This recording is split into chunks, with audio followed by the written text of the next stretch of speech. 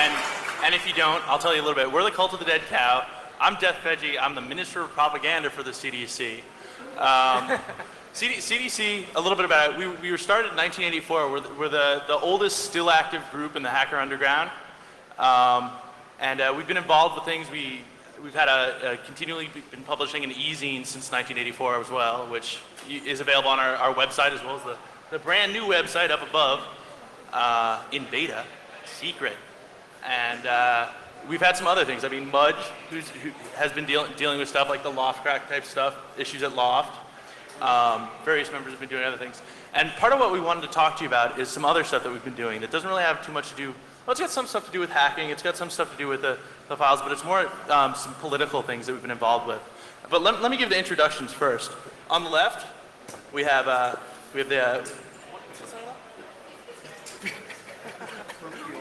Oh, you want me to say something actually? No. The official grumpy old man of cDc. Yeah. One of them. The Night Stalker. One of them. The cDC Uber Hacker Laureate, Mudge. cDC Grand High Sifu Man Without a Face, Tweety Fish. Our Foreign Minister, Oxblood Ruffin. CDC's High Priestess, Lady Carolyn. Our Special Counsel for the Offense, Sunspot.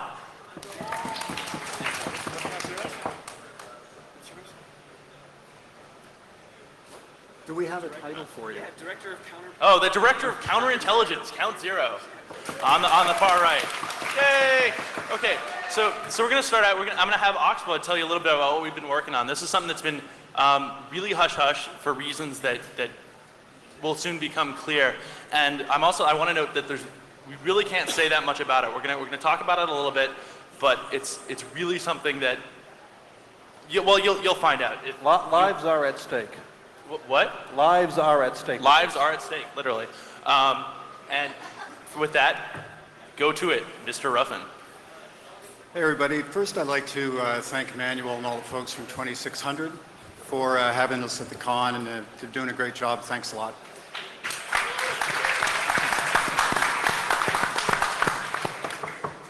Recently, the Cult of the Dead Cow has been associated with a group of Chinese democratic advocates and computer scientists, primarily living and working in the People's Republic of China. There are also 3 members living in North America who are very active in fundraising and in technical support. This group is called the called the Hong Kong Blondes. The name itself comes from Hong Kongese slang for gold. Gold is the essential, most primary substance of private property, and as such, it's considered to be one of the cornerstones of democracy. Hence, that's how they ended up taking that name. Just a little bit of background for those of you maybe not as familiar with the incidents around Tiananmen Square. It has been a few years now, but a lot of the current members of the Blondes came out of that whole movement. Tiananmen Square is widely known as a killing fields. Really, there were several hundred, mostly students, but also political and social activists.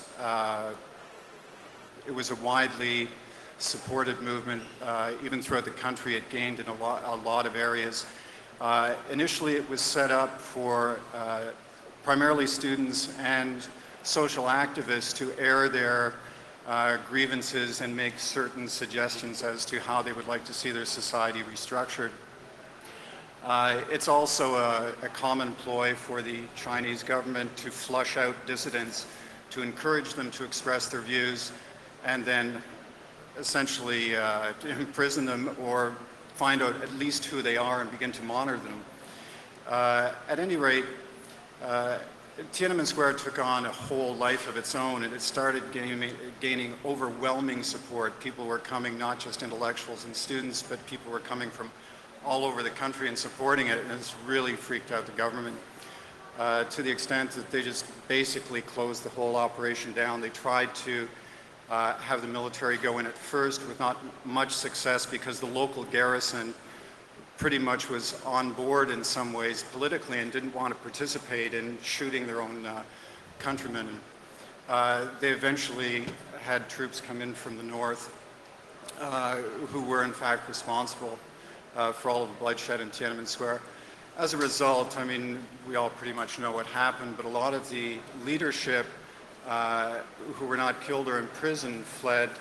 A number went to Hong Kong and left from there, and others had student visas, were over here and did not go back, or got over here. I know quite a few students I met in 1989 when I was working at the United Nations ended up coming to speak there and went to Princeton, Harvard. There were quite a few students at Columbia also. Just because Tiananmen Square defined a certain period of time and brutality did not mean that the democratic movement was totally squelched. It just went deeper and deeper underground, but it's been very active over all these years. That's initially how I made contact. As I said, when I was working at the UN, I met some of the leaders there, and over time I kept in touch with them. A couple of years ago, I was asking one of my contacts from Princeton if he'd ever thought of, you know, do you guys use the net or for any of your advocacy work? And it sort of, you know, struck a bell with him, and he was thinking, well, gee, now there's not a bad idea. And the next thing we knew, he was getting in touch with some of his colleagues and associates who were computer scientists and also very sympathetic to the democratic struggle. And there was a gestation period. Formally, the Hong Kong Blondes started in September of 1996, and we've taken on a role offering strategic advice to them. Strategic alliance. I think one thing that's very important to realize that we're all in the same community. The hacking community is an international community.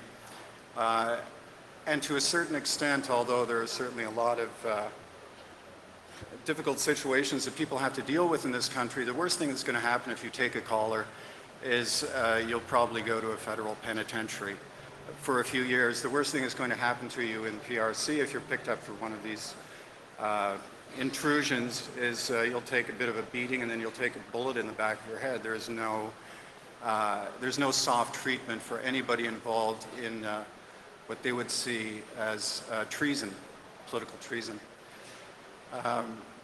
We will be doing some further work with the Blondes. It's very difficult really at this point to discuss some of the specific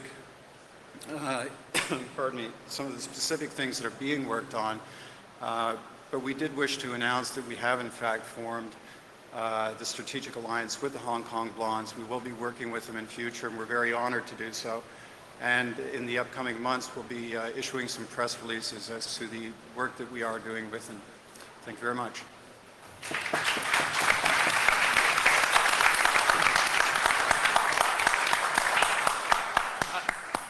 I did want to add that, I mean, some of you are probably like, well, what's the relevance to us? I think what you need to realize is that in the way that these people, the dissidents in China, very similar to hackers in the United States, all over the world, it's the same sort of mentality where we would be viewed as dissidents in the PRC. And take Bernie S. I mean, what happened to him is absolutely horrible and it's outrageous. But the same sort of thing in the PRC. He wouldn't be taken to prison. They'd take him out back and put a bullet in his head. I mean, it's a very different, a very scary thing. And that's part of why we've been working with him. I mean, I've always, usually when I go around when I speak at conferences and stuff, it's usually on First Amendment issues, freedom of speech, that sort of thing. And that's how we first got involved with them, because this is it's the largest country in the world, population-wise, an incredible amount of people that do not have this very basic freedom to express themselves, and it's pretty scary what's going on over there. But anyway, I'll stop ranting and let somebody else rant. And Lady Carolyn, you had something to say? I had two announcements and one celebration. We all know that the CDA was struck down early this year. This please cDc very much. The second announcement is our new website is up, cultdeadcow.com. You're looking Lovely, at it. behind us. It's brand new. It's hot off the presses. Show them Vanna. And Vanna. oh, are we talking about? Thank you, Vanna. We're talking about F. What? We're talking about F. F.org has given us control over their Pub Underground. The Pub EFF. Underground Digest. Yeah, sorry. We're going to be taking over the. Oh, you want to tell about it? I'm sorry. We're taking it over, we're organizing it, we're cleaning it up, and we need all of your old text files. We're presenting the directory, advertisement free as usual. We want to maintain it the way it is, but we have a lot of old text files and I want more. I need more, so if you have any, send them on up and we'll include them in the archive. This is the heritage of the hacker community in a lot of ways, and things are disappearing that are important. Do you have anything else? Oh my God! That never happened. We weren't there. Did you have Kevin's anything here else in to add? spirit. Oh. Kevin's here in spirit. Yeah, Kevin's Yeah. here. The Grandmaster Rat. Was that all you wanted to say? Oh, okay. And then we had from a high rantist and grumpy old man, the Night Stalker, who had something to add. Well, in light of what Oxford was saying about freedom and being a dissident, many years ago when I was on Quantum Link, the old Commodore-only data service, I'd been basically just shooting my mouth off about desktop publishing, doing it yourself, that sort of thing. And I got a rather plaintive bit of email from someone who was a junior high school student. And their local junior high school paper was the most bland piece of crap imaginable. Front page news was, this week's lunch schedule will include, creamed corn, roast beef. Hey, there's nothing boring about cream corn. Yeah, well, you're from San Francisco. You're from San Francisco. What they do there is unspeakable with creamed corn, so you don't want to know. Creamed corn a la ecstasy. Yes, yeah, right. So basically, this kid wrote to me and wanted to know how to go about putting out his own newspaper, underground newspaper, using his funky little old Commodore 64 and his funky little MPS 801 printer. And I gave him some advice. And it was basically, you don't need to be flashy, you don't need a lot of graphics. You just need to tell the truth. And don't publish rumor, you can publish rumor, but say, okay, this is a rumor. If you publish something as fact, get the facts, make sure it's true. And he went out and did this. He went out and he had this funky little old 8-pin dot matrix printer, did a weekly paper, both sides of the sheet were covered with information, things that actually happened in school, important phone numbers like gay and lesbian youth phone numbers. I mean, where he was at was the buckle of the Bible Belt, and them people were not appreciated. So he gave information that was needed. Well, the reaction that occurred from the school officials was very gratifying. They locked the school down. They were looking through lockers. They were doing all this sort of stuff. They wanted someone to rat this kid out for having the balls to exercise that First Amendment right. Hearing about this, it occurred to me is that in many respects, being in a repressive regime, like a junior high school or a college or working at a job, 99% of the people will sit there and take it, and they will endure it. But it's that one guy who says, no, I'm not going to take this shit. I'm going to do something about it, and goes out and does that little one sheet newsletter that winds up in the men's room stalls in the bathroom, or distributed anonymously through the interoffice mail system. And this shows that the individual can resist. You don't have to blow up the World Trade Center to resist. You don't have to douse yourself with gasoline in the middle of Lafayette Park to say that the fat boy in the White House is a jerk. You do what you can, and that ripple effect, because that one kid in school, he showed the rest of them that yes, you don't have to accept the party line. You can do something yourself. You can be an individual. You can be free. And that was the important lesson that he taught me, is that no matter what, No matter how bad it is, you can be free. You can express yourself. You can be a free man. Now, as the late Robert Heinlein said, Or a woman. or woman, yes, Carolyn, thank you, yes. Actually, that was me. Free person, free person. As the late Robert Heinlein said, the only thing you can do to a free man is kill him. And right now, everyone in this room, we are free people. And how long we remain free is a matter of how much energy we're willing to put into that freedom, to maintain that freedom. The people that were on here previously had a very good point. Register to vote. It's painless. The worst thing that can happen is that they'll want you for jury duty. And if you can't get out of jury duty, you don't deserve the title of hacker. Okay, guys? Anyone that can't get out of jury duty is not fit to judge me. So think about it. So yeah, register to vote. Write the damn letters to the congressman. This is analogous to people who write letters to the television networks. The formula is a TV network receives one letter in praise of a television show. They equate that to 10,000 people out there who like the show but can't bother to be bothered to write. The same thing applies to Congress and the Senate, both federally and locally. A single voice has an incredible amount of power to a congressman or a legislature. And if you don't take that 5 minutes to sit in front of the word processor and write, "Dear Congressman, I want you to vote for this bill," or "Dear Congressman, I want you to vote against this bill, yours truly, your constituent," then whatever happens is on your head. Now, the only reason the CDA was defeated was that we got together.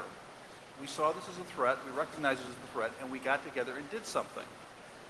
And now they are trying to slip things in under the radar with these silly little amendments, and we can do something about it. And all it takes is a stamp, a sheet of paper, and an envelope.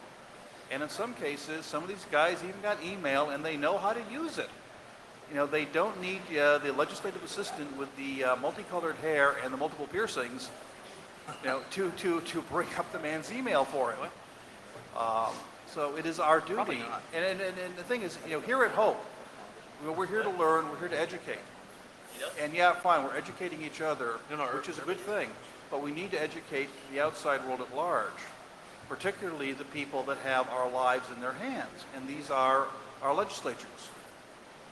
And I've been involved with this now. I'm a child of the 60s. I was active back then. I have no idea what my FBI file looks like, but I think I'd get a hernia trying to pick it up.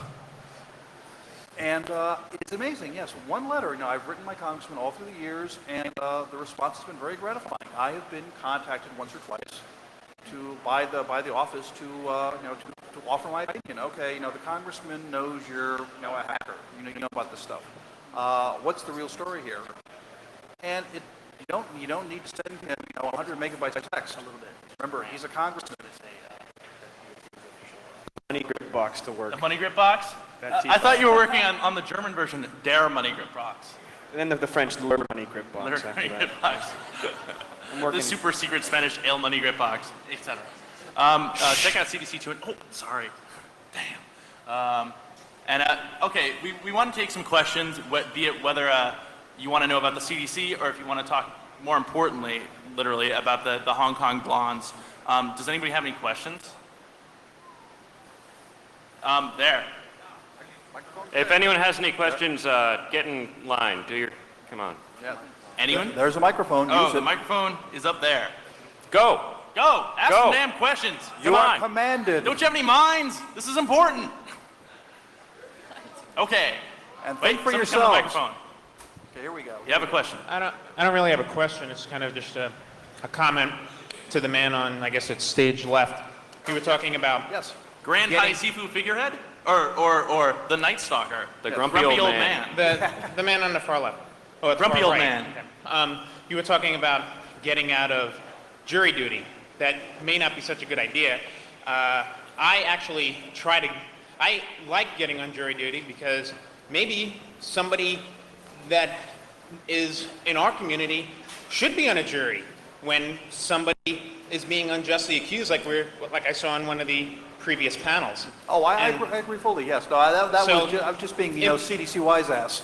Okay, I mean, but come on, I mean, come on, we're but, CDC, okay? No, I mean, I agree. agree.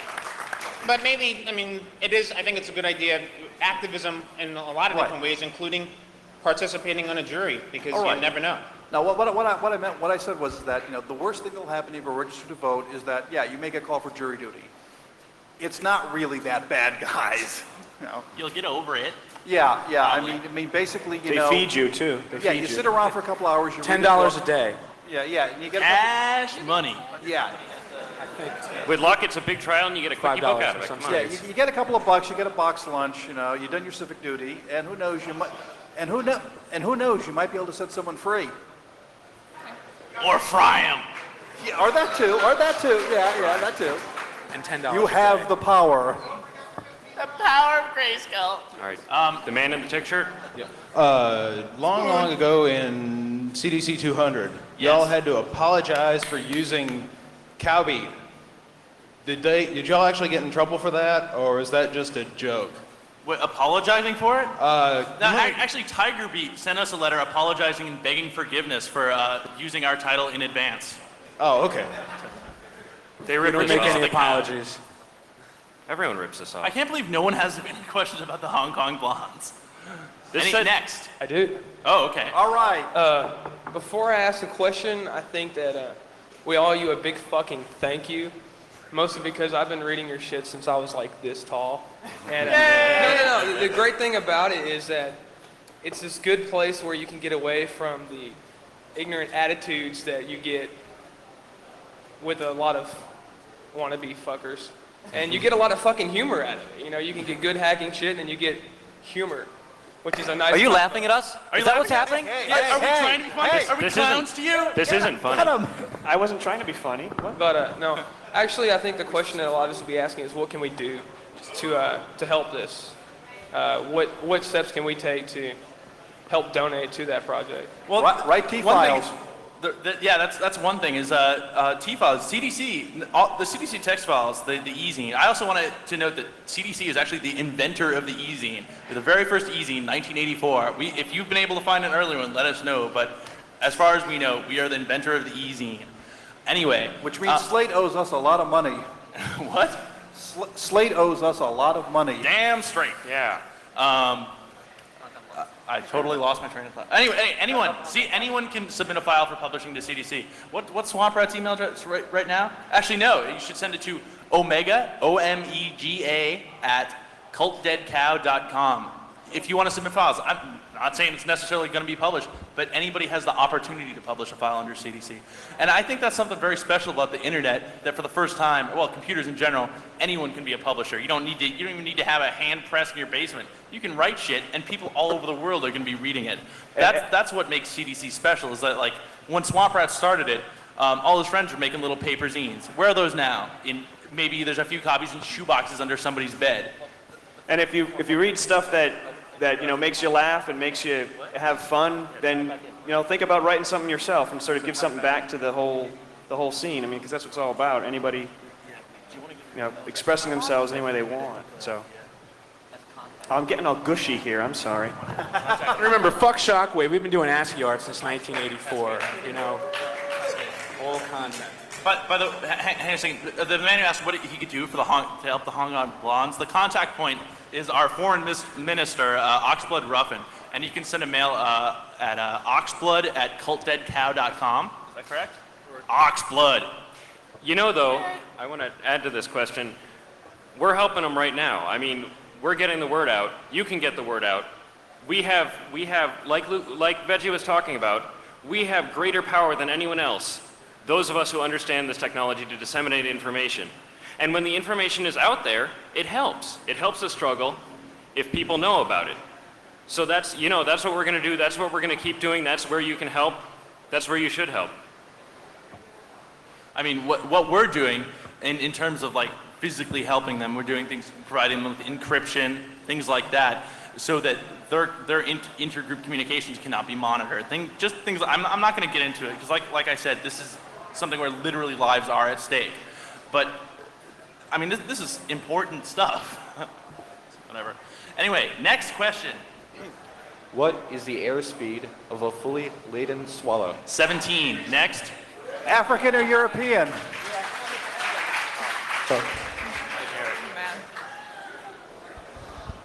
Does security ever conflict with other goals in operating system design that you consider important? Ooh, a tech question.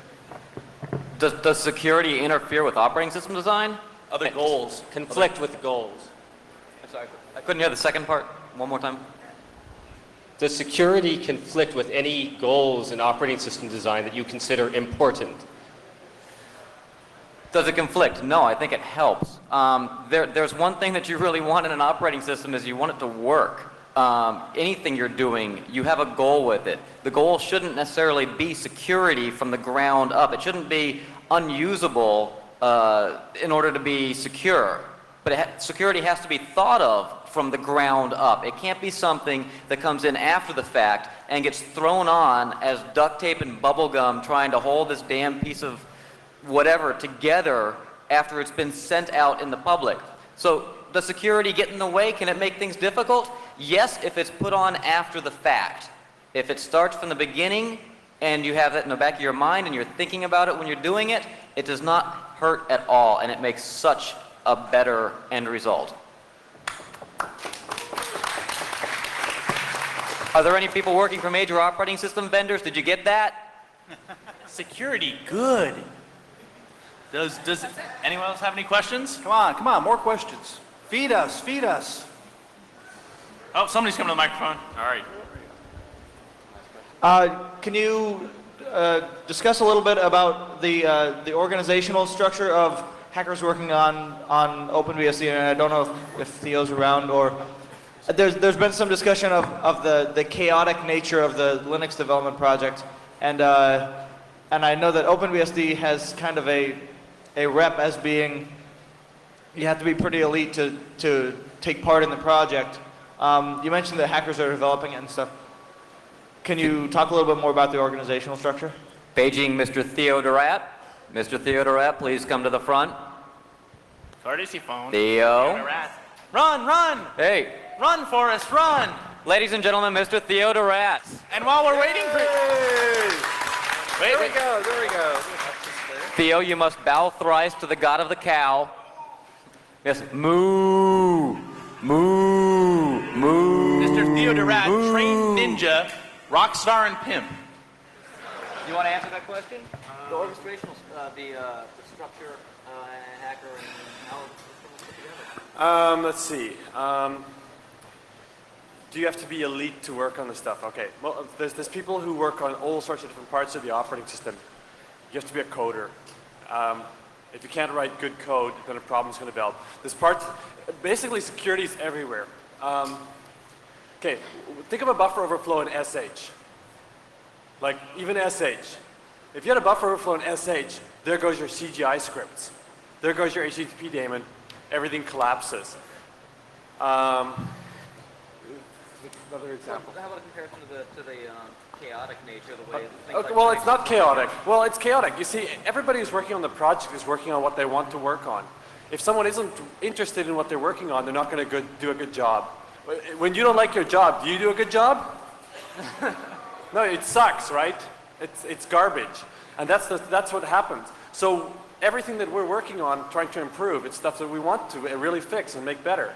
And if we don't make something better, then it's just a side product of that. It's all just a best effort, right? That's what we're doing, and that's what the vendors aren't doing. The vendors who are selling all the standard operating systems you put on machines, they're not even putting any effort into. They're going and saying, we're a multi-million-dollar company. Why would we care about your security? Okay? And that's just what we're spending effort on. Yeah, we always have the latest SendMail, plus we have fixes. Yeah. Yeah, we fix things and we send fixes to Allman and then they come out in the next release. And with DNS, and then they don't come out in the next release. We can take one more question, and if there's more than one person, you have to have a ninja battle to decide And then who will actually take the question. then Luke, then we pelt them with octopi. Oh, Right? no, I'm sorry. Super secret. I don't really have a question. It's more of like a comment. I've been messing around with my Linux like kernel stuff for like months, basically. I brought home the OpenBSD last night, dropped it in, booted from the CD-ROM. It worked fine right from the beginning. Did a complete install. Everything works great. So just like advantages over that from latest Linux kernel source and having to fuck with it yourself and taking things out of PCI.C and taking things out of SCSI.C and fucking with all that shit, even to get it barely working. And you take OpenBSD, drop it on, it's fine right from the start. You can thank cDc for that. Yay! And ladies and gentlemen, this man, did you hear that? He's a ninja. So, you have a question? Yes. A question. Okay. Well, last question. Promise. Okay, go ahead. I stepped in late. What or who are the Hong Kong dolls? The Hong Kong. The New York Dolls? What? Or the Hong Kong blondes, or whatever you call them. The Hong Kong Blondes are a group of Chinese dissidents living inside and outside of the People's Republic of China that we formed a strategic alliance with. We've been working with them for several months, helping them out. Like I said earlier, I really can't go into too many details because, for once, I mean, this is something where literally lives are at stake. Okay. Oh yes. Lastly, global domination through media saturation. What? Can we give these adoring fans some octopuses? Oh, okay. And before we leave you, we have one thing to add. Thanks, in cooperation with the Durex Blender Corporation, who most of you probably have never heard of, but that's because you're not cool enough. cDC is giving you octopuses. Octopi. Octopi. Thank you very much. Bye.